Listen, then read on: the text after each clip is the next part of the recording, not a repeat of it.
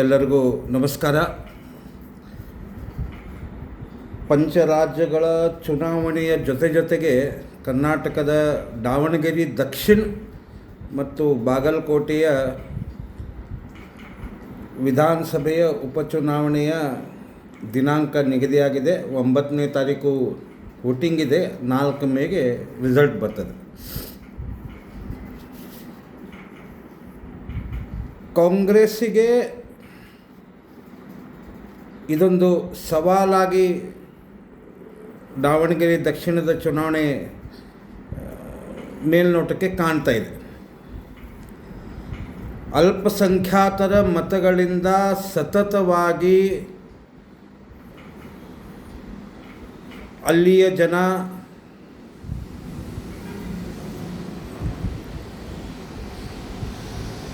ಆರಿಸ್ತಿದ್ರು. ಅದ್ರ ಹಿಂದೆ ಮೇನ್ ಕಾರಣ ಅಂತಂದರೆ ಅಲ್ಪಸಂಖ್ಯಾತರ ಮತದಾನ.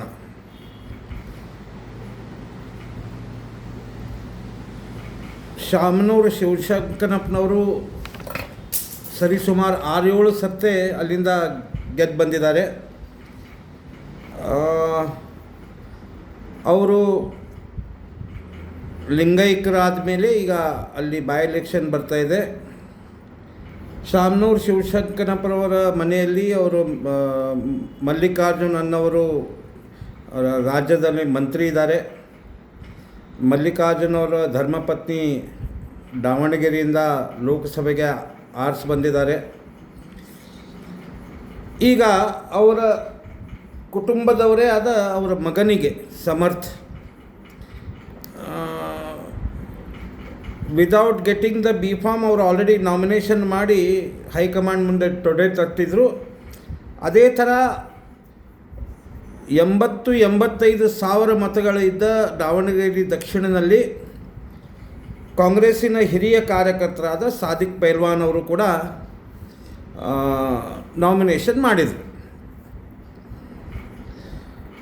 ಬರೀ 25,000 ಲಿಂಗಾಯತ ಮತಗಳ ಉಳ್ಳ ದಾವಣಗೆರೆ ದಕ್ಷಿಣದಲ್ಲಿ ಕುರುಬ 16,000, SC 22,000, ST ಒಂದು 8-10,000, ಮುಸಲ್ಮಾನರು 80,000 ಹಿಂಗಿದ್ದಾಗ ಶಾಮನೂರು ಶಿವಶಂಕರಪ್ಪನವ್ರಿಗೆ ಈ ಚುನಾವಣೆ ಭಾಳ ಈಸಿಯಾಗಿ ಅದು ದಕ್ಷಿಣ ಎಂದು ಸೋತೇ ಇಲ್ಲ ಅವರು ಕಾಂಗ್ರೆಸ್ನವರು.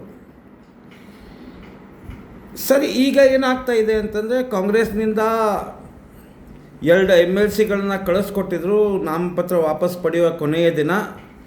ಆದರೆ ಅವರು ಬರಲಿಕ್ಕೆ ತಡವಾಗೋದ್ರಿಂದ ಸದ್ಯಕ್ಕೆ ಬ್ಯಾಲೆಟ್ ಬಾಕ್ಸ್ ನಾವು ವೋಟ್ ಹಾಕ್ತೇವೆ ಅದರ ಮೇಲೆ ಸಾದಿಕ್ ಪೈಲ್ವಾನ್ರ ಹೆಸರಿದೆ. ಆದರೆ ಅವರು ಮುಖ್ಯಮಂತ್ರಿಗಳು ಮತ್ತು ಉಪಮುಖ್ಯಮಂತ್ರಿಗಳು ಬಂದಾಗ ನಾ ಕಡದಿಂದ ಹಿಂದಕ್ಕೆ ಸರಿತೇನೆ ಅಂತ ಹೇಳ್ತಾ ಇದ್ದಾರೆ. ಆದರೆ ಬ್ಯಾಲೆಟ್ ಪೇಪರ್ನಲ್ಲಿ ಅವರ ಹೆಸರು ಕಾಣ್ತಾ ಇದೆ. 7 ನಂಬರ್ ವಾರ್ಡಿನ ಒಬ್ಬ ಕಾರ್ಪೊರೇಟರ್ ಅಲ್ಲಿ ಮನೆಗೆ ಹೋಗ್ತಾ ಇದ್ದಾನೆ. ಎಲ್ಲ ದಾವಣಗೆರೆ ದಕ್ಷಿಣದಲ್ಲಿ ಅವರ ಮಿಸೆಸ್ಸನ್ನು ಅವರು ಇಂಡಿಪೆಂಡೆಂಟಾಗಿ ನಿಲ್ಲಿಸಿದ್ದಾರೆ. ಅವರು ಮನೆ ಹೋಗಿ ಜಮಾತ್ ಹತ್ರ ಹೋಗಿ ನೋಡಿ, ನನಗೆ ವೋಟ್ ಹಾಕಿಲ್ಲ ಆದರೂ ಪರವಾಗಿಲ್ಲ, ಆದರೆ ನೀವು ಕಾಂಗ್ರೆಸ್ಸಿಗೆ ಯಾವುದೇ ಪರಿಸ್ಥಿತಿಯಲ್ಲಿ ವೋಟ್ ಹಾಕಬೇಡ್ರಿ, ಯಾಕಂದರೆ ಅವ್ರು ನಮಗೆ ಮೋಸ ಮಾಡಿದ್ದಾರೆ ಅಂತ ಪ್ರಚಾರ ಮಾಡ್ತಾಯಿದ್ದಾರೆ. ಒಂದು ಮಾಸ್ಟರ್ ಸ್ಟ್ರೋಕ್ BJP ಅವರು ಕೂಡ ಮಾಡಿದ್ದಾರೆ. ಒಬ್ಬ ಕೂಲಿ ಕಾರ್ಮಿಕನ ಮಗ ಆದ ಶ್ರೀನಿವಾಸ್ ದಾಸ್ ಕರಿಯಪ್ಪ ಅಂತ ವೆರಿ ಕಾಮನ್ ಪರ್ಸನ್, ಅವ್ರಿಗೆ ಮತ್ತು ಅವರು SC ಸಮಾಜದಿಂದ ಅವ್ರಿಗೆ ಅಲ್ಲಿ ಇಲೆಕ್ಷನ್ಗೆ ನಿಲ್ಲಿಸಿದ್ದಾರೆ.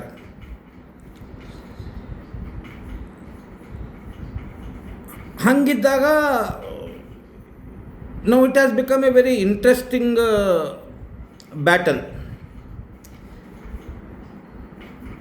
ಮೈನಾರಿಟಿಗೆ ಅವಕಾಶ ಸಿಕ್ಕಿಲ್ಲ ಅಂತ ಎಷ್ಟು ಮೈನಾರಿಟಿಗಳು ವೋಟಿಂಗ್ಗೆ ಅಬ್ಸ್ಟೆಂಟ್ ಆಗ್ತಾರೆ, ಇಲ್ಲ ಅಗೇನ್ಸ್ಟ್ ಕಾಂಗ್ರೆಸ್ ವೋಟ್ ಮಾಡ್ತಾರೆ, ಈ ಬೇಸ್ನಲ್ಲಿ ಈ ಎಲ್ಲ ಚಿತ್ರಣ ಇದೆ. ಆದರೆ ಹೀಗಿದ್ದಾಗ ಬಿ ಜೆ ಪಿ ಕ್ಯಾಂಡಿಡೇಟ್ ಗೆಲ್ಲಬಹುದು ಅಂತಲೂ ಅನ್ನಿಸ್ತಾ ಇಲ್ಲ. ಯಾಕಂದರೆ 8ನೇ ತಾರೀಕು ಏನು ಆಟ ದಾವಣಗೆರೆ ದಕ್ಷಿಣದಲ್ಲಿ ನಡೀತದೆ, ಸರಿಸುಮಾರು 80,000 ಮುಸಲ್ಮಾನ ಮೈನಾರಿಟಿ ವೋಟ್ಸ್ ನಾವೇನಂತೀವಿ, ಅವರೇನಾದರೂ ಮನಸ್ಸು ದೊಡ್ಡ ಮಾಡಿದರೆ ಸಮರ್ಥ ಗೆಲ್ಲಬಹುದು. ಆದರೆ ಸಪೋಸ್ SC ST ಕುರುಬಾ ಮತ್ತು ಏನಪ್ಪ ಒಂದೇ ಪರಿವಾರದಿಂದ ಅವ್ರಿಗೆ ಕೊಡೋದಾ, ದಟ್ ಈಸ್ ಫ್ಯಾಮಿಲಿ ರಿಜಿಮ್ ನಾವೇನಂತೀವಿ, ಅಂಥ ಒಂದು ಕೂಗು ಕೂಡ ಭಾಳ ಜನರಲ್ಲಿ ಕೇಳಿಬರ್ತಾ ಇದೆ. Why only Shamanur Shivashankarappa's family every time?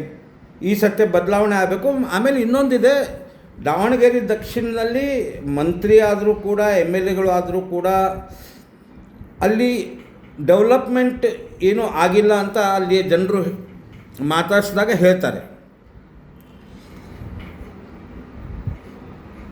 Panic button Congress ಪಾಳಿಯಲ್ಲಿ ಒತ್ತದಂಗೆ ಕಾಣ್ತಾ ಇದೆ. ಹೀಗಾಗಿ ಸನ್ಮಾನ್ಯ ಮುಖ್ಯಮಂತ್ರಿಗಳು ಬಾಗಲಕೋಟೆಯಲ್ಲೂ ಅವರು ಸೋಲ್ತಾರೆ ಅಂತ ಗೊತ್ತಾಗಿದೆಯಾ ಅವ್ರಿಗೆ.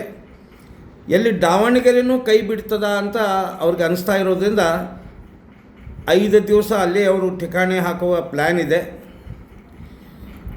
ಇಲೆಕ್ಷನ್ ಹೆಂಗೆ ಹತ್ತಿರ ಬರ್ತದೆ ಜನಸಾಮಾನ್ಯರು ಏನು ಮಾತಾಡ್ತಾ ಇದ್ದಾರೆ, ವಿವಿಧ ವಾಹಿನಿ, ಕನ್ನಡ TV ಚಾನಲ್ ವಾಹಿನಿಗಳು ಯಾವಾಗ ಜನರ ಹತ್ರ ಮಾತಾಡ್ತಾ ಇದ್ದಾರೆ, they are showing resentment against the Shamanur Shivashankarappa family. ಆದರೆ ಮೈನಾರಿಟಿ ತನ್ನ ಮನಸ್ಸಿನಲ್ಲಿ ಏನಿದೆ, ಯಾಕಂದರೆ ಆಫ್ಟರ್ ಆಲ್ ಮೈನಾರಿಟಿ ಕಮ್ಯುನಿಟಿ ಎಲ್ಲಿ ವೋಟ್ ಹಾಕ್ತದೆ, ಇಲ್ಲ ಮೈನಾರಿಟಿ ಕಮ್ಯುನಿಟಿ ಎಲ್ಲಿ ವೋಟ್ ಹಾಕಲ್ಲ,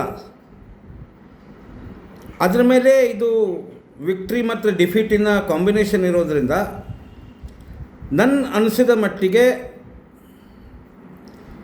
ಎಷ್ಟರ ಮಟ್ಟಿಗೆ ಸ್ವಾಭಿಮಾನಕ್ಕೆ ಧಕ್ಕೆ ಬಂದಾಗ ಮನುಷ್ಯ ಏನು ಮಾಡ್ತಾನೆ, ಅದು ಮುಸ್ಲಿಂ ಸಮಾಜ, ಮೈನಾರಿಟಿ ಸಮಾಜ ಅದು ತಿಳ್ಕೊಂಡು ಕಾಂಗ್ರೆಸ್ ವಿರುದ್ಧ ಏನಾದರೂ ಓಪನ್ನಾಗಿ ಇಳಿದ್ರೆ ಇದೊಂದು ದೊಡ್ಡ ಹೊಡೆತ ಟ್ರೆಡಿಷ್ನಲಿ ಡೈನಾಸ್ಟಿಕ್ ಪಾಲಿಟಿಕ್ಸ್ ಮಾಡುವ ಶಾಮನೂರು ಶಿವಶಂಕರಪ್ಪನವರ ಫ್ಯಾಮಿಲಿಗೆ ಆಗ್ಬೋದು ಅಂತ ಅನ್ನಿಸ್ತಾ ಇದೆ. ಆದರೆ ದುಡ್ಡು ಅವ್ರ ಹತ್ರ ಇದೆ, ಅಧಿಕಾರ ಅವ್ರ ಹತ್ರ ಇದೆ, ಆಮೇಲೆ ಅಡ್ಮಿನಿಸ್ಟ್ರೇಷನ್ ಅವ್ರ ಹತ್ರ ಇದೆ, ಸರ್ಕಾರವು ಅವ್ರ ಹತ್ರನೇ ಇರೋದರಿಂದ ಒತ್ತಡದ ತಂತ್ರವನ್ನು ಹಾಕಲಾದರೂ ಪರವಾಗಿಲ್ಲ, ಲಾಸ್ಟಿಗೆ ಗೆಲ್ಲಬೇಕನ್ನುವ ಹಠದಿಂದ ಏನಾದರೂ ಆ್ಯಕ್ಟಿವಿಟೀಸ್ ಮಾಡಿದರೆ ಐ ಥಿಂಕ್ ದಾವಣಗೆರೆಯನ್ನು ಕಾಂಗ್ರೆಸ್ ಉಳಿಸ್ಬೋದು. ಆದರೆ ತುಂಬ ಕಷ್ಟ ಇದೆ. ನನ್ನ ರಾಜಕೀಯ ಅನುಭವದಲ್ಲಿ ನೋಡಿದಾಗ ಈ ಥರ ಸನ್ನಿವೇಶ, ಈ ಥರ ಸಿಚುವೇಶನ್ನ ನಾನು ನೋಡಿದ್ದಿಲ್ಲ. ಇದು ಇಂಟ್ರೆಸ್ಟಿಂಗಾಗಿ ಕಾಣ್ತಾ ಇದೆ. ಮುಂದಿನ ವಾರದಲ್ಲಿ ಇದರ ಚಿತ್ರಣ ಸ್ಪಷ್ಟ ಆದಾಗ ಇನ್ನೊಮ್ಮೆ ತಮ್ಮ ಮುಂದೆ ನಾನು ಬರ್ತೇನೆ. ನಾಳೆ ನಾನು ವೆಸ್ಟ್ ಬೆಂಗಾಲಿನ ಸಮಗ್ರ 794 ಸೀಟಿನ ಸಮೀಕ್ಷೆಯನ್ನು ತಮ್ಮ ಮುಂದೆ ಇಡ್ತಾ ಇದ್ದೇನೆ.